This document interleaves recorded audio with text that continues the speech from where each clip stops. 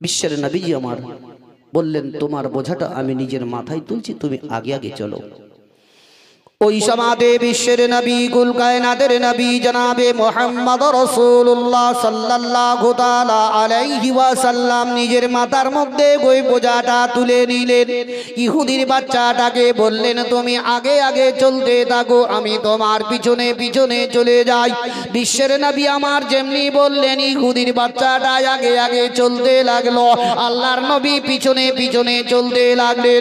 এমন সমাদে দয়ার নবী মোস্তফার দিকে যখন ইহুদির বাচ্চাটা তাকিয়ে তাকিয়ে দেখতে লাগলো, দয়ার নবীকে আশপাশের গাছগুলা নবীকে ছায়া করতে করতে করতে নিয়ে যায়। ওই ইহুদির বাচ্চাটা নবী মুস্তফার মুখের দিকে একবার তাকায়, একবার আসমানে সূর্য দিকে তাকায়, এমনি করতে করতে আগে আগে হেঁটে চলে যায়। ইহুদির বাচ্চাটা বলে, আসমানে সূর্য থেকে এই লোকটার চেহারা বেশি সুন্দর। জোরে বলো। টাকা পয়সা লাগছে ভাই, তাহলে সুবহানাল্লাহ বলতে ভয় কিসে?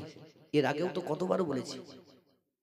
ইহুদির বাচ্চা বলতেছে, আসমানের সূর্য থেকেও এই লোকটার চেহারা বেশি সুন্দর, এরকম লোক কোনোদিন আমি দেখিনি। আরে যিনি মা আয়েশা সিদ্দিকা সুদ্ধা বলেছেন,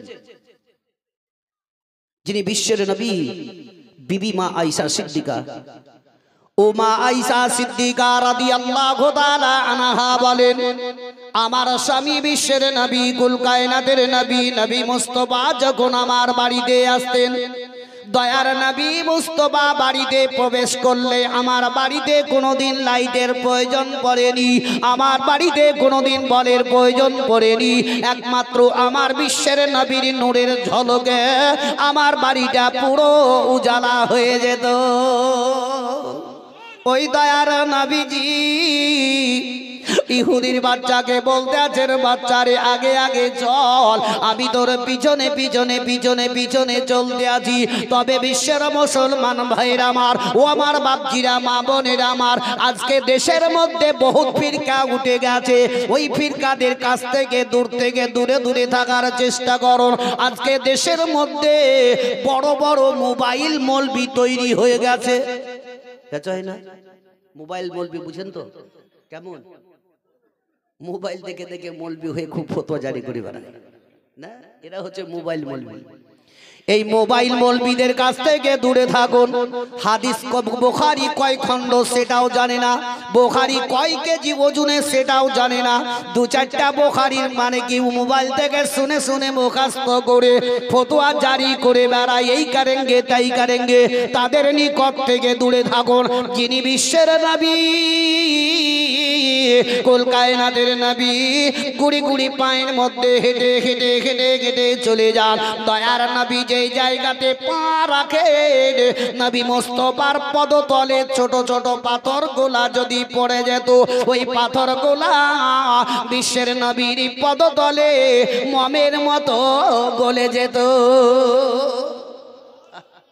নবী পা রাখতেন তো মমের মতো ছোট ছোট পাথরগুলা গলে যেত। কেন? যাতে বিশ্বের নবীর পদতলে আঘাত না লাগে। জোরে বলো। আর আজকালকার চেড়ানার মৌলবিগুলা, এই ন্যাংটা মৌলবিগুলা বলছেন নবী হাবার খেয়ে মতো আস্তাগফিরুল্লাহ পড়ো। জোরে পড়ুন আস্তাগফিরুল্লাহ। কেন ঝাটকা লেগে আছে নাকি?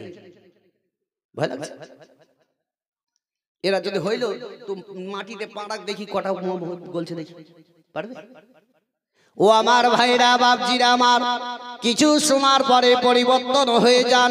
তাদের নিকট থেকে দূরে দূরে থাকার চেষ্টা করুন। বিশ্বের নবী আমার দয়ার নবী মুস্তফা ওই ইহুদির বাচ্চাটাকে বলতে লাগলেন, বাচ্চা আগে চলো আগে চলো। দয়ার নবী আমার বাচ্চাকে যেমনি বলতে লাগলেন, ওই বাচ্চাটা টুকটুক টুকটুক টুকটুক করে এগিয়ে চলতে লাগলো। তার বাড়ির দরজা পর্যন্ত যেমন পৌঁছে গেল, বিশ্বের নবীর দিকে তাকিয়ে ওই বাচ্চাটা বলতে লাগলো, এটাই আমার বাড়ি, আপনি রেখে দিন, এই বোঝাটা এই জায়গাতে নামিয়ে দিন। আরে বিশ্বের নবী যার জন্য সারা জাহানকে সৃষ্টি করা হয়েছে, যে নবীর কারণে আজকে আমরা কোরআন পেয়েছি, যে নবীর কারণে আজকে আমরা নামাজ পেয়েছি, যে নবীর কারণে আমরা মাহে রমজানে রোজা পেয়েছি। এক কথায় বলা হয় বিশ্বের নবীর কারণে যে আমরা সব কিছু পেয়েছি। ওই দয়ার নবী মুস্তাফা নিজের মাথা থেকে পুটুলি বোঝাটা রেখে দেওয়ার পরে দয়ার নবী ইহুদির বাচ্চার হাতটা ধরে নিলেন, বললেন বাচ্চা রে তুমি আমাকে মাফ করে দিও, তোমার বোঝায় আমি রেখে দিলাম। বিশ্বের নবী আমার ওই বাচ্চার কাছে মাপ চাইলেন। দয়ার নবী আমার টুক টুক টুক টুক করে রাস্তা ধরে চলতে আরম্ভ করলেন। কিছুক্ষণ পরে ওই ইহুদি বাড়ির ভিতর থেকে বাইরে আসার পরে তার বেটাকে জিজ্ঞাসা করলো, বেটা রে এত বড় বোঝা তুমি নিয়ে আসলে কি করে? ইহুদির বাচ্চা বলল, আব্বা গো এই বোঝাটাই আমি নিজে মাথার মধ্যে নিয়ে আসিনি, তবে বলো বলো তোমার বোঝাটাকে পৌঁছে দিয়ে গেল। ওই বাচ্চা বলে, আব্বা গো এই বোঝাটা একটা লোক আমার পৌঁছে দিয়ে গেল। ইহুদি বলল, বেটা রে তবে বোঝা পৌঁছে দেওয়ার বিনিময়ে তোমার নিকট থেকে কত টাকা নিয়েছে বলো?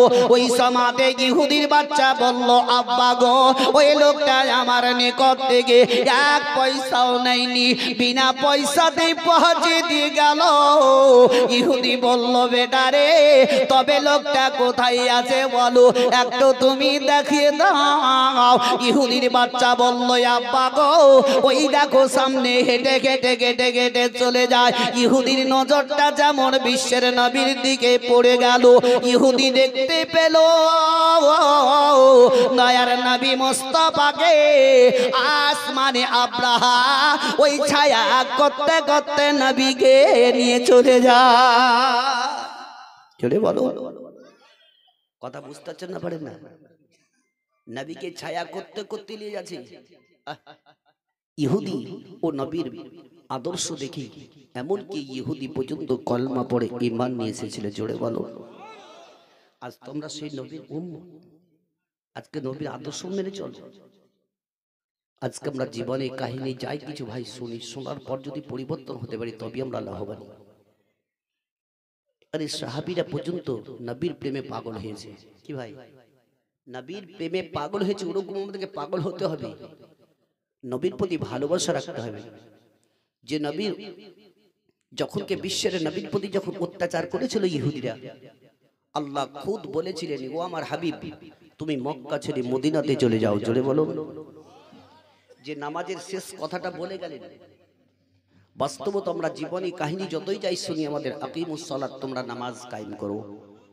নামাজের জন্য বিশ্বের নবী আমার শরীরে রক্ত গড়িয়ে দিয়েছেন। জোরে বলো সুবহানাল্লাহ। এই নামাজের জন্য নবী আমার যুদ্ধ লড়াই বদরের মধ্যে ময়দানে যুদ্ধ করেছেন।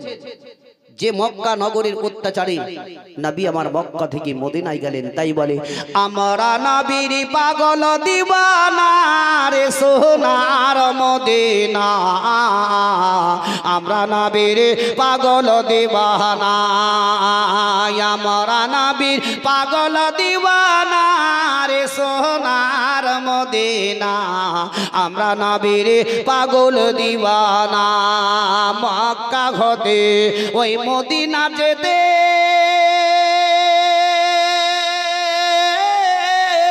পিছখানে এক গর্ত পরে, মক্কা হতে মদিনা যেতে 13 মাইল 13 কদমে চলে নবী, কাফেরদের যন্ত্রণাই রে সোনার মদিনা, আমরা নবীর পাগল দিওয়ানা, আমরা নবীর পাগল দিওয়ানা রে সোনার মদিনা, আমরা নবীর পাগল দিওয়ানা।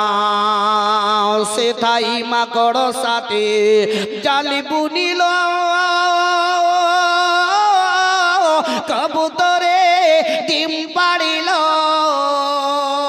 সেথায় মাকড় সাথে জালি বুনিল, কবুতরে ডিম পাড়িল, ইশকের দিওয়ানা রে সোনার মদিনা আমরা নবীর পাগল দিওয়ানা আমরা নবীর পাগল দিওয়ানা রে সোনার মদিনা আমরা নবীর পাগল দিওয়ানা আল্লাহুম্মা